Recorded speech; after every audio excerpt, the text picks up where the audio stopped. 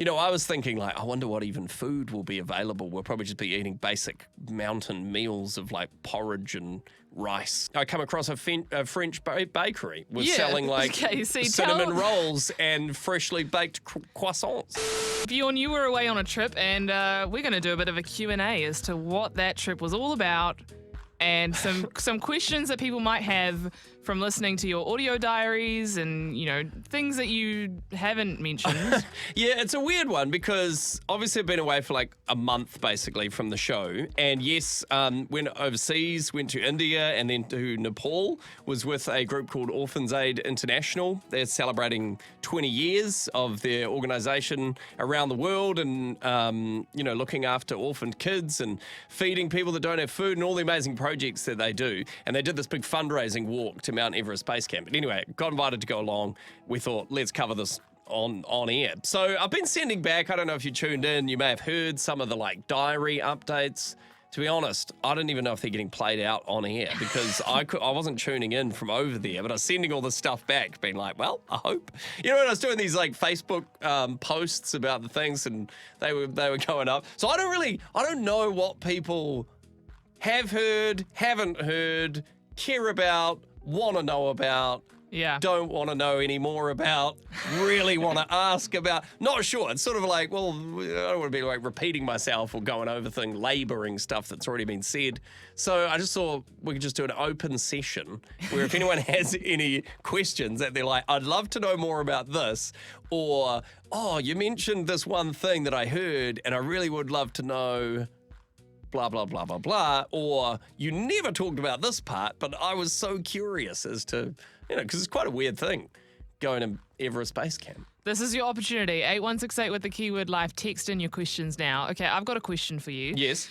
When you started the trek, what did it look like? Because there was a part of your audio diary where I always just pictured it being like snow everywhere and like no pathway, and you kind of just like with walking sticks, just walking ahead. And then the diary sounded like, it made it seem like that's not what it looked like. Yeah, I was pretty shocked. And probably my own ignorance because I didn't do a whole lot of like Googling or research beforehand because I'm just not that kind of person. I was just like, I'll just experience it as it comes, right? And so I'd imagine some things in my mind of what I thought it would be like. And then we got there and it's very different. Right? Yeah. So when you're walking there, I mean, it's an extremely popular thing to do. So people come from all over the world to do exactly that.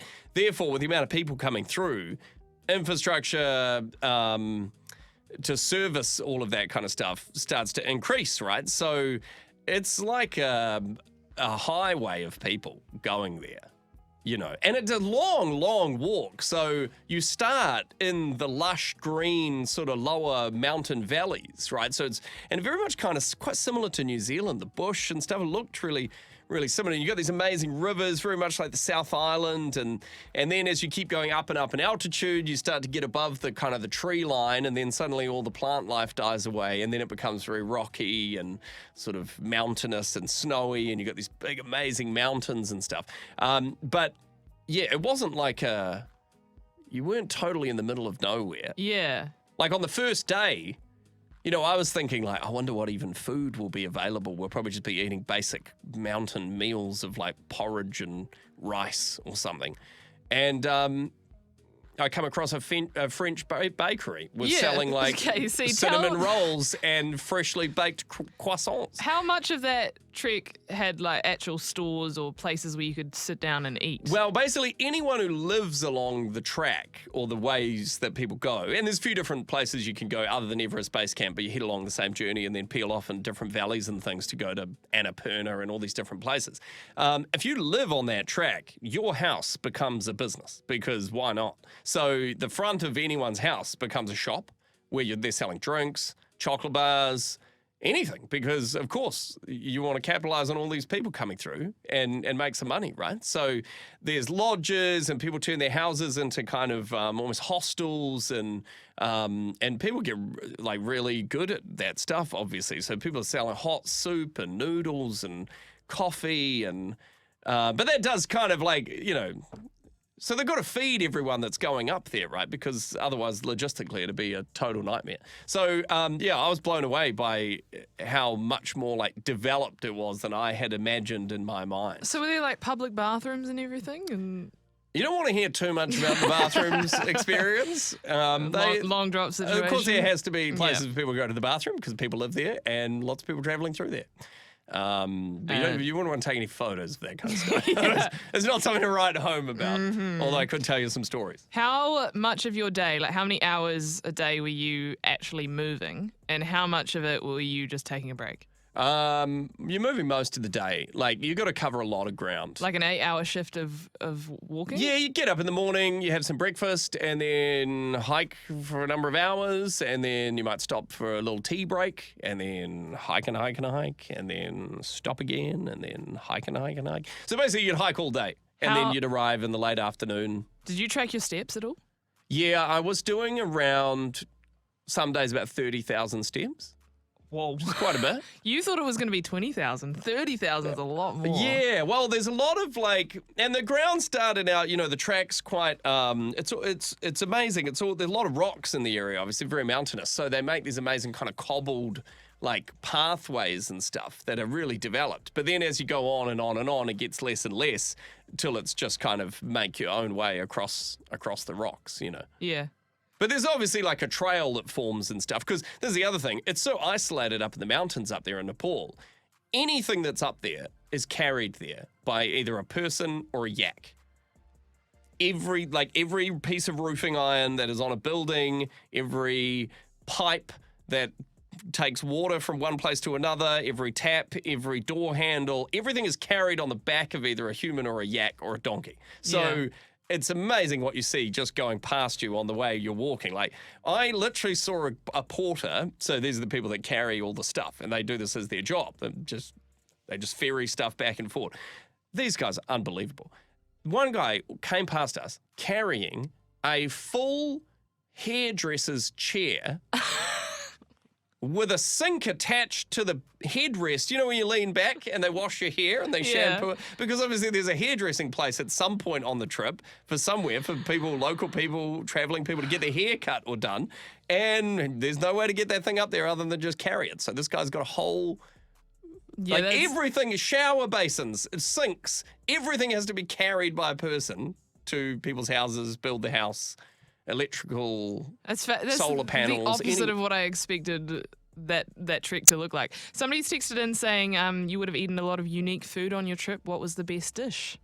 Oh, well, they have this great food called dal bhat, which is basically like rice and then a bunch of bowls of other little curries, and they call it 24-hour power. Oh. All the locals love it. They just eat it for every single meal almost. Yeah. That's pretty good. Yeah. Like local spices and curries and that kind of stuff. But at breakfast, with my Western belly, it's kind of a little bit funny. It can sit a bit funny having the spicy food all the time. So yeah, you do try some interesting stuff. But then again, like a lot of it's catered to the kind of people that come. So you go to like order breakfast and it'll be like pasta, pizza, and you're like, I don't have a pizza for breakfast. Like what? But then if you try ordering a pizza, it'll be like microwaved yak cheese on a piece of round bread or something.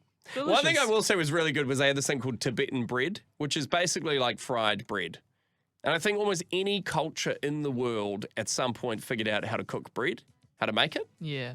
And then they were like, if we cook this in hot oil, it's way better. And everyone's got a version of like fried bread around the world, and that was a pretty decent meal. Somebody's asked, what did you do at the base camp of Mount Everest at night?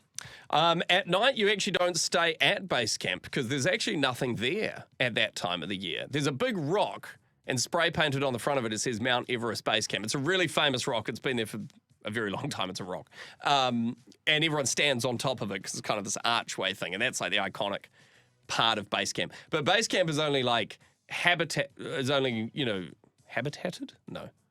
Lived in by people when the climbing season is on. So summiting season for Everest is in the start of the year, like April, May, 2 months.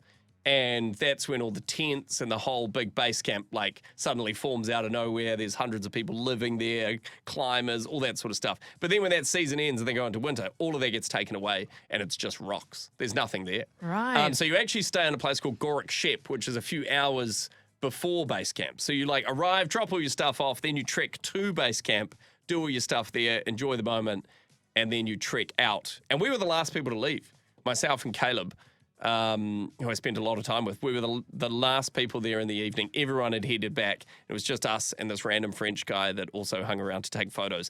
And we had this amazing, like, quiet moment where there's no one else there, just us surrounded by, like, the Khumbu icefall and the glacier and where you would go if you were going to summit Mount Everest. Like, you'd go off that path. And, yeah, we were, like, the only people there. And then we kind of headed back almost in the dark.